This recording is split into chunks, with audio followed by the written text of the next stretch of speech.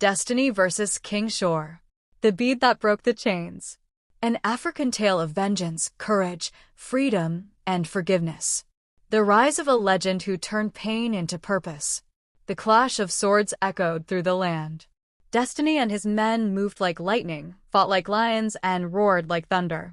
King Shore's jaw dropped from the rooftop as he watched his undefeatable warrior falter, his soldiers crumble.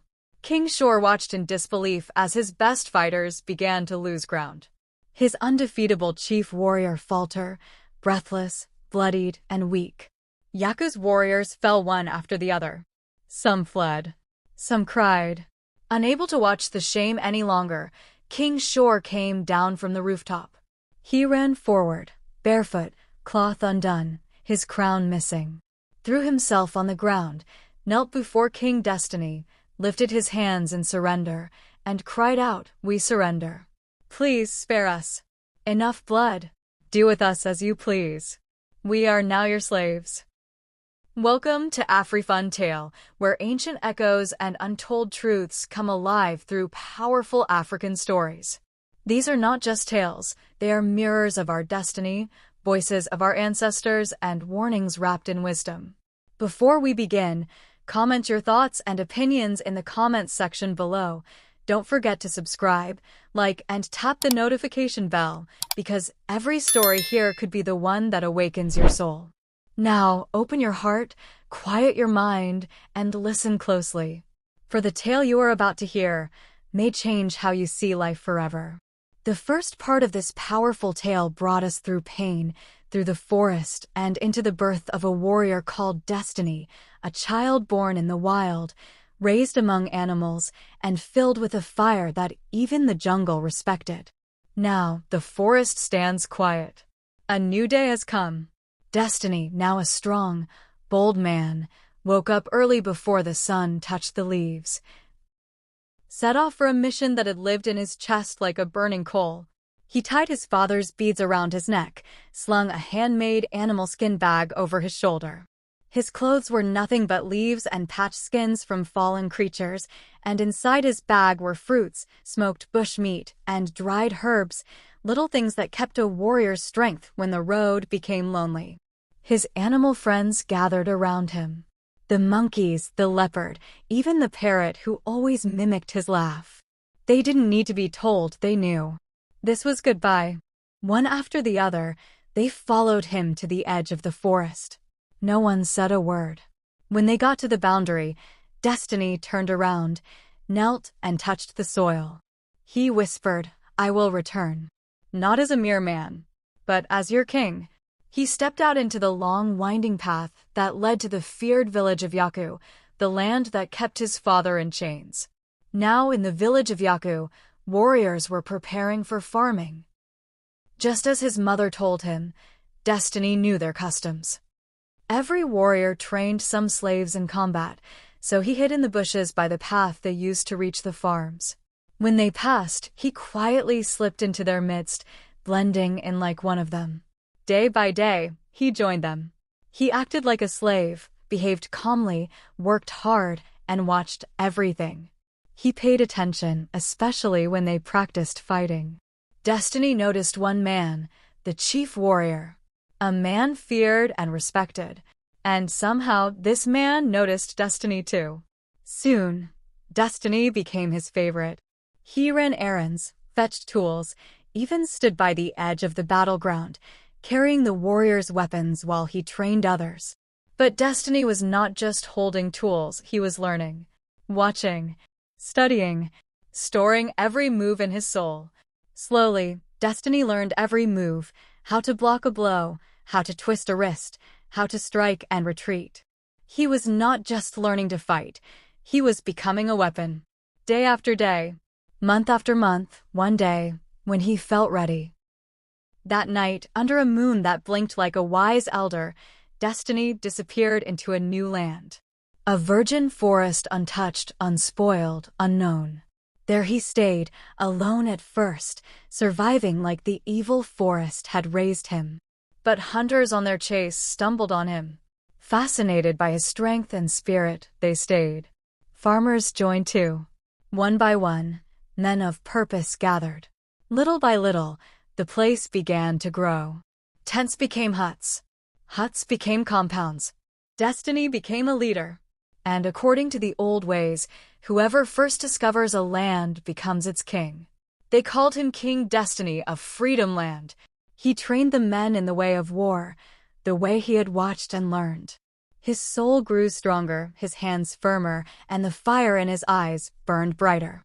But one thing never left his heart, his father, still trapped in slavery. And so, when the time was right, he called his men together. They agreed. Destiny sent a powerful message, an omen. Spears and swords wrapped in red cloth to King Shor of Yaku. A challenge, a declaration of war. When King Shor received it, he was furious. Who is this king? He roared. Do they not know my name? My story? I conquered villages before I sat on this throne. Even my warrior has never lost a fight. Who dares to provoke me? But the challenge had been accepted, and 21 days were given to both sides to prepare. King Shor summoned his chief warrior. Men were gathered. Strategies whispered. Swords sharpened. Drums beaten. The ground trembled with the sound of war approaching. Destiny and his men prepared too, not just with weapons, but with passion, with pain, with the memory of chains and lashes, with the smell of blood and the hunger for justice. The day came. The battlefield was set in an open plain.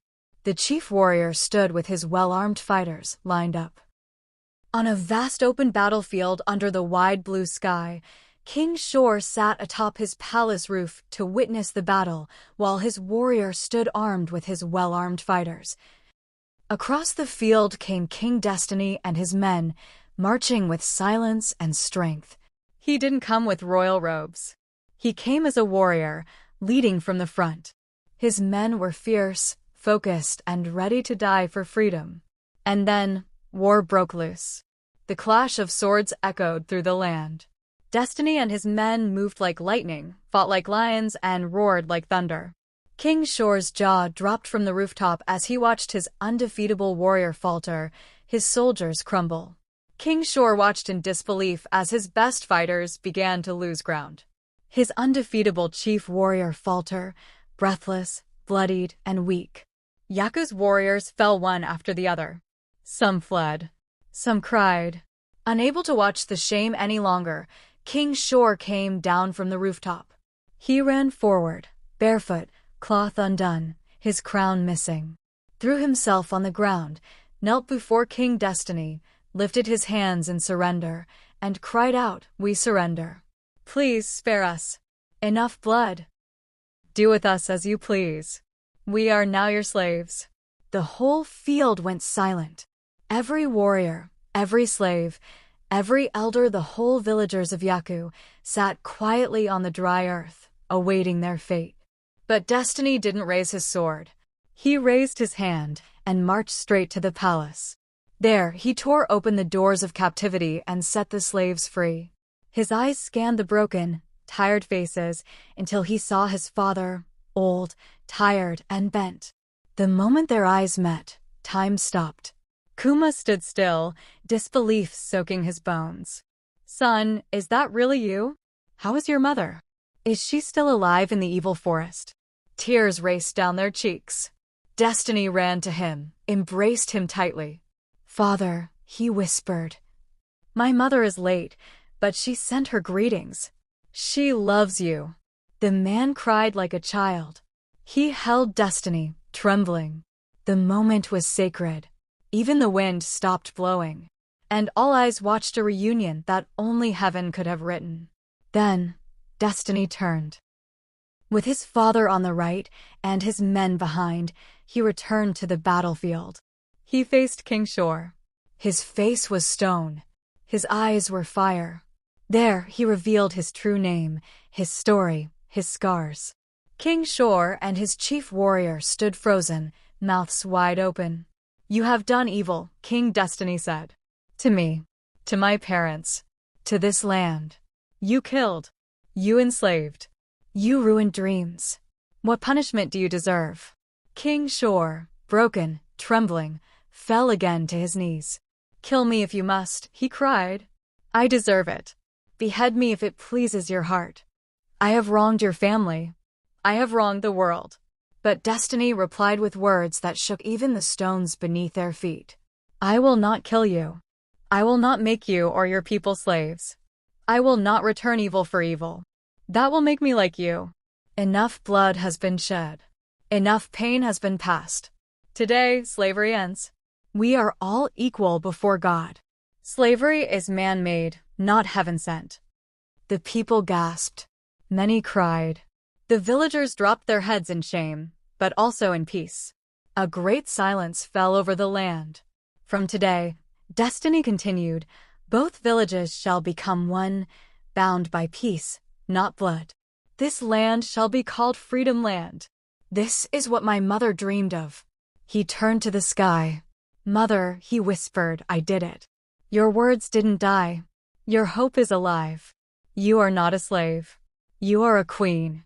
Rest well." Tears flowed. Hearts melted. Destiny took his father to the evil forest, now no longer feared, and together they planted flowers.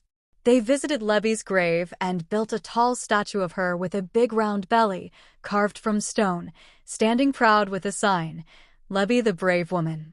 The evil forest became a place of wonder, no longer cursed, but cherished. It became a tourism site. People from far and wide came to see where Destiny trained, where his mother raised him, where legends were born.